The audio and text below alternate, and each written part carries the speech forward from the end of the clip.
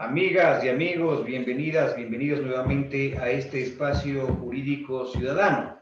En esta ocasión tenemos como invitado especial al pastor Juan Cárdenas, quien ha tenido una magnífica trayectoria y conoce de primera mano cuál es la realidad humana y social del sistema de rehabilitación social durante más de 20 años. Él ha tenido la oportunidad de trabajar de primera mano con cientos de internos y muchas de las veces ser conocedor de sus testimonios.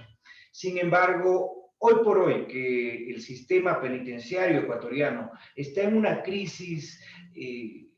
conocida por todos, es importante también el enfoque que nos va a dar el pastor en esta ocasión de cómo el trabajo espiritual también contribuye a una adecuada rehabilitación social. Bienvenido, pastor, en esta mañana. Brevemente comentémosle a la ciudadanía que nos ve del otro lado de la pantalla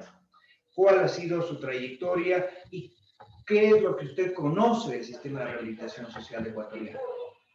Gracias, doctor. Mi nombre es Juan Cárdenas y actualmente soy presidente del Ministerio de Capellanes del Ecuador, una organización cristiana legalmente reconocida por el Ministerio de Justicia, Derechos Humanos y Cultos.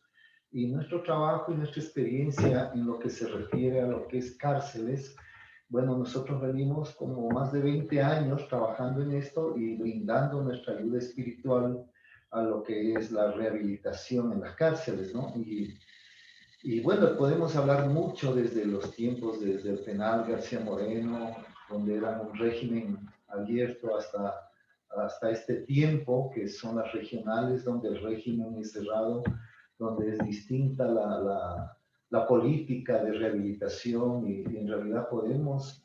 tratar algunos temas respecto a lo que es la ayuda espiritual para tratar con la conducta y el comportamiento de los PPLs, ya que la cárcel y toda institución del Estado, por lo general pública o privada, tiene como es ayuda médica, jurídica, psicológica, tiene ayuda social, pero no tienen ayuda espiritual, que esto es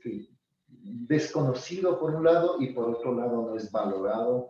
Y para nosotros, pues por la experiencia, por los testimonios, por el fruto, por nuestra trayectoria, podemos decir que esto es muy importante para la rehabilitación, para el cambio de conducta y de comportamiento del ser humano. O sea, en la rehabilitación esto tiene que ser considerado obligatoriamente y más que nada en la Constitución de la República, en vista de que en la Constitución no hay un artículo, un código que diga con este cambiamos la vida del delincuente o del ser humano, de la persona. Y ahí es cuando nosotros entramos a ocupar ese vacío legal con la ayuda espiritual en lo que se refiere a las prisiones, doctor. Y en este sentido, pastor, ¿cuál ha sido su experiencia ya con casos reales? Usted tiene su experiencia alrededor de 20 años a nivel de cárceles. Casos reales en los cuales a través de el hablarles de la palabra de Dios sin tender mucho a la religiosidad, sino simplemente compartir las buenas nuevas, compartir principios, valores, se ha llegado realmente a transformar vidas. Y muchos de ellos, tengo la oportunidad de conocerlos también aquí en esta oficina que usted ha tenido la amabilidad de invitarme. Casos reales de personas que han sido internos, que han estado internamente, han sido transformados por esta palabra y actualmente están afuera también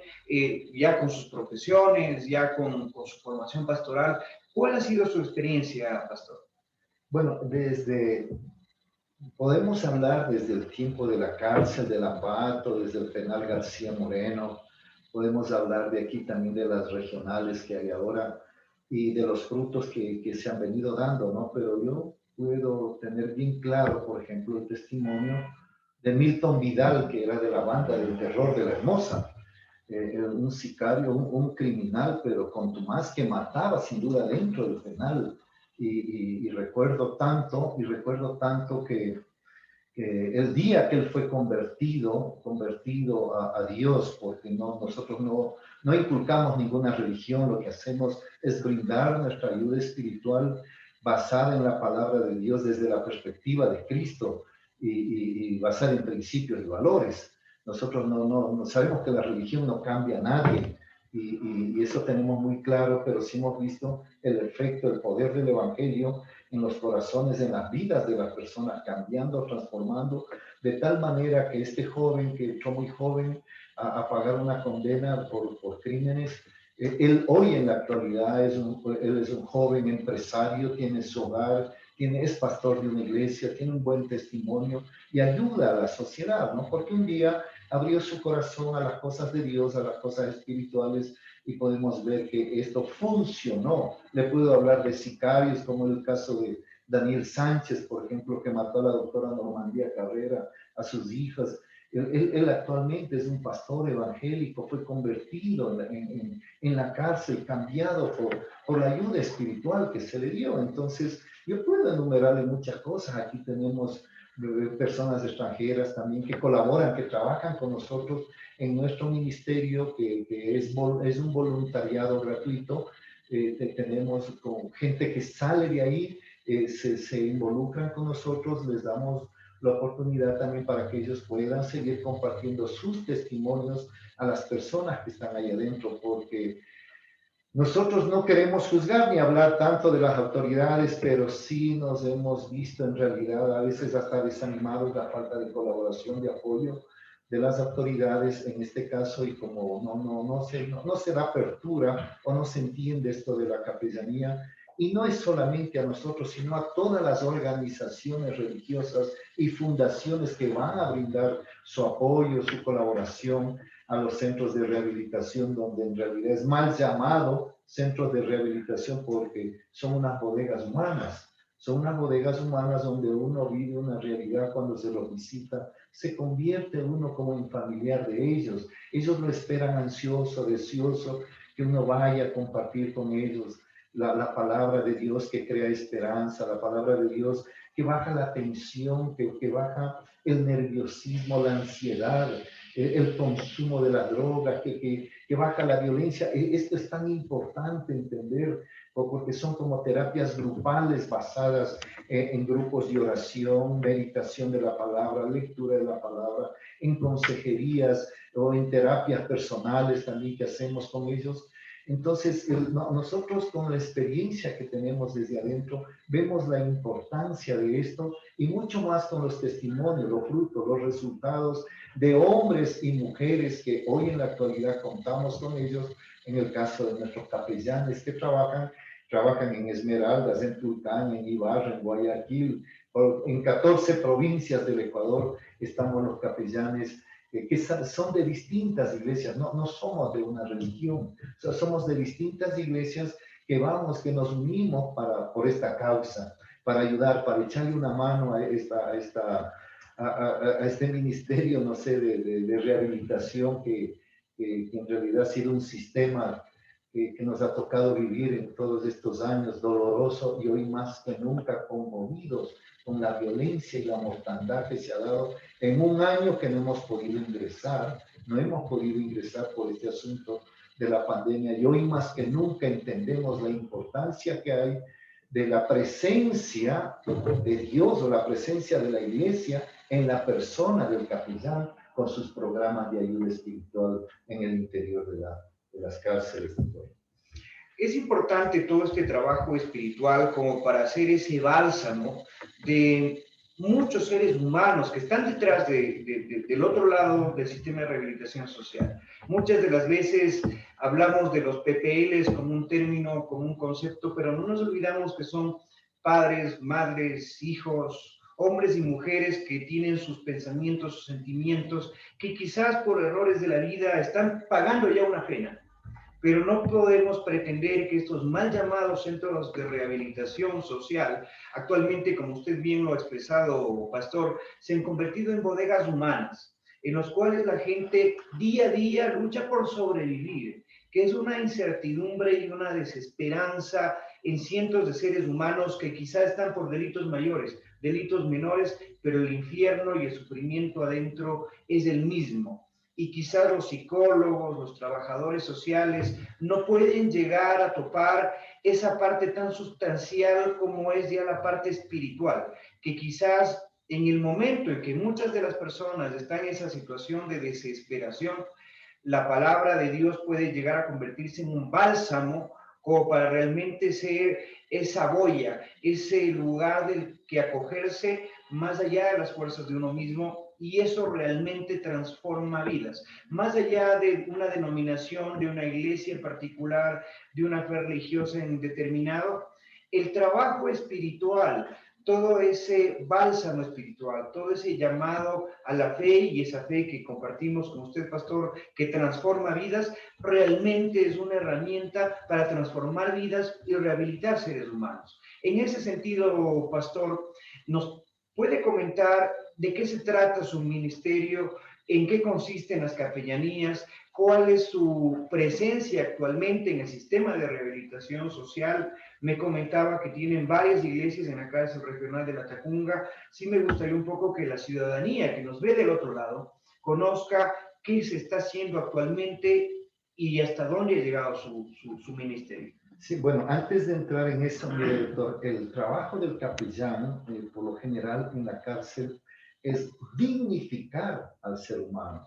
valorar al ser humano. Cuando nosotros llevamos mensajes, cuando llevamos la palabra de Dios, entendemos que Cristo valora a la mujer, al hombre, a la ramera, al ladrón, sea el pecador, sea quien sea, dignifica al ser humano. Cuando nosotros llevamos la palabra poderosa de Dios, del bendito Evangelio de Jesucristo, nosotros levantamos la vida del ser humano de tal manera que creamos esperanza en sus corazones de que un día las cosas van a cambiar, las cosas van a ser mejores. Y fruto de eso somos nosotros. Somos nosotros, por eso tenemos esa convicción de lo que hablamos, de nuestro mensaje, de lo que decimos, de tal manera que nosotros podemos garantizar a la sociedad, a las autoridades, que este trabajo es importante en las prisiones. Entonces nosotros hoy en la actualidad estamos, por ejemplo, aquí en La Tacunga, que tenemos iglesias internas ahí, en máxima tenemos dos, en mediana tenemos dos, en mínima tenemos dos, y en mujeres tenemos un grupo, una iglesia. Con las mujeres estamos con 7 grupos dentro de la regional Atacunga. En el Turi tenemos, ahí hay otros capellanes, en las regionales de Guayaquil hay otros capellanes, en las otras prisiones que son ya de régimen abierto, como Esmeraldas, Ibarra, en otras ciudades, bueno, ahí hay otros grupos, pero en estos lugares nosotros estamos ubicados con la capellanía haciendo este trabajo de tal manera que podemos decirlo hasta donde hemos podido llegar, como le dije delante, desde hace un año. Hace un año hasta ahora estamos esperando, no sé, con este asunto de la pandemia y de la vacuna, ya esperemos que esto se estabilice, se normalice para retomar esta actividad y poder continuar con nuestro trabajo que creemos y también tenemos la esperanza que algún día se pueda hacer algo acá afuera, porque la problemática ahí se trata una parte. La primera parte es ahí en donde se concientiza al PPL. Necesitamos la segunda etapa, que sería como un postpenado, y la tercera etapa sería la reinserción a la sociedad, acompañada pues de otras fundaciones con las que queremos hacer convenios para que haya talleres, para que haya trabajo y no solamente sea espiritual el trabajo, ¿no? Entonces, estamos en esto tratando este tiempo de ver cómo logramos pues seguir buscando apoyo, seguir buscando ayuda y más que nada plantear esto como propuestas a los futuros candidatos a la presidencia, ¿no? A los políticos que están yendo a la presidencia, que por favor consideren esto. Nosotros con nuestra experiencia nos duele mucho decir, pero no está bien que manden a los jóvenes de 19, 20 años a una cárcel de esa naturaleza,